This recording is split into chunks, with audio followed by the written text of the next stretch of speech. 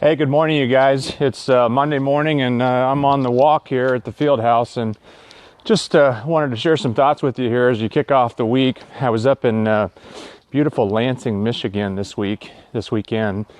We had a big event up there, and got all of our coaches and clients and people that are interested in changing their life and getting healthier together. And gosh, I tell you, it was so inspiring to hear the stories of people who have changed their life and just improve the circumstances of their own personal life and the people in their family. And, one of the things that just really struck me was the fact that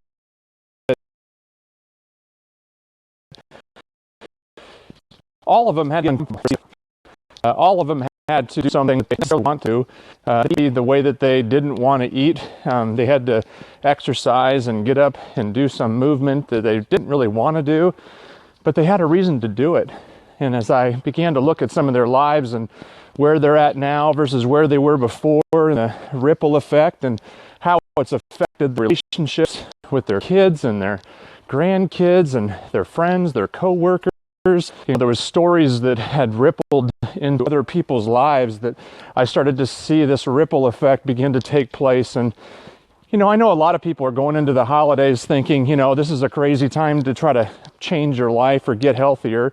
Everybody wants to wait until the first of the year before they really live a better life. I don't understand that for any reason, but, I've done it myself personally. And I was thinking about, what are we doing right now that we could begin to maybe change our future today and change our 2017 starting today. I'm not asking you to give up all of your favorite things that you love to do over the holidays, but I'm asking you to be mindful about what the impact is to your family and friends based on the decisions that you make. Even if you don't make a choice to be healthy, you've still made a choice to do something. What's that doing for others, and what's that doing for you? Are you willing to get uncomfortable for a season? Are you willing to get out and walk when nobody else is walking?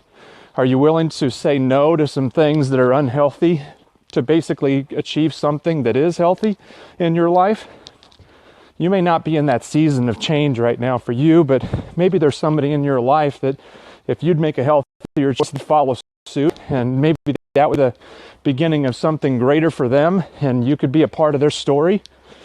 So let me challenge you this week. What could you do? What could you do to get uncomfortable to impact your 2017?